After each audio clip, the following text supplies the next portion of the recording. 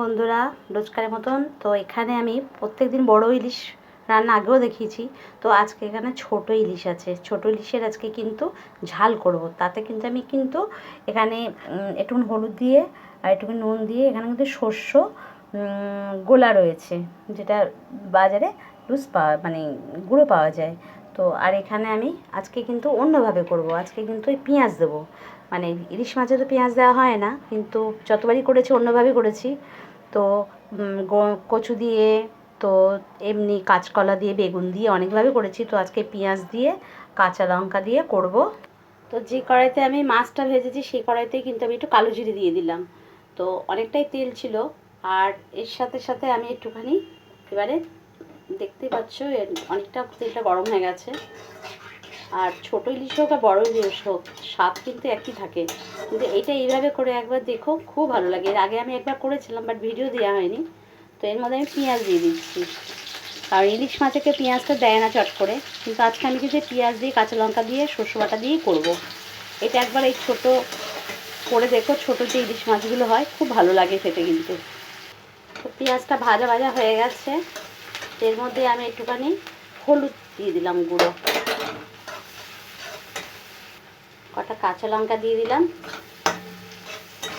আর একটু রং হওয়ার জন্য, অতটা রং হয় না যেহেতু আমি সর্ষে বাটাটা দেওয়া হচ্ছে, তাও আমি একটুখানি লাল লঙ্কা গুঁড়ো দেবো, কারণ যাতে একটুখানি কালারটা ভালো হয়।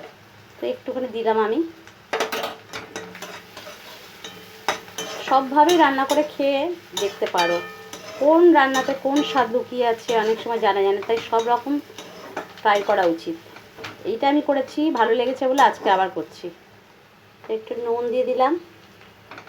তো এবার আমি শস্যটা আমি একটুখানি ছেঁকে নেব, কারণ তোমরা তো জানো, এর আগেও আমি দেখিয়েছিলাম, যেহেতু এই ছোকরাটা আমি কিন্তু দিই না, এটা পুরো ছেঁকে নেব।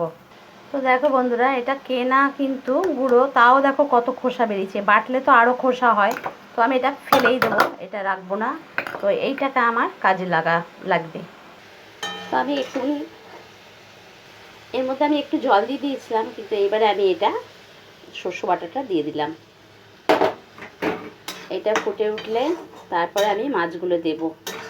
একটু মাখা মাখা হবে, আর একটু আমি অল্প জল দেব, যাতে মাছগুলো একটুখানি অল্প হলো, ইলিশ মাছ তো বেশি সেদ্ধ লাগে না, অল্প হলেই হয়ে যাবে। তো এইভাবে করে দেখো একবার। বললাম না, অনেকভাবেই খেয়েছি, কাঁচকলা, কচু, গাঁটি কচু যেগুলো, তারপরে বেগুন। তো এইভাবে একবার করে আমি আলু দিয়েও কিন্তু ইলিশ মাছ করেছিলাম।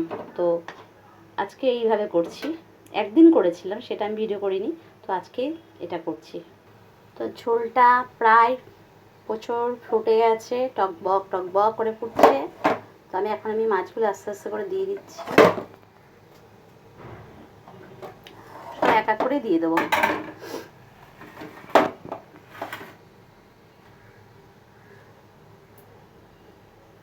এটা খেতে কিন্তু খুব ভালো লাগে, একবার করে দেখো। তো এই দুটো দিতাম, কিন্তু দেবো না, এটা ভাজা খাওয়া হবে। তো আমি এক এক করে সব মাছগুলো দিয়ে দিলাম।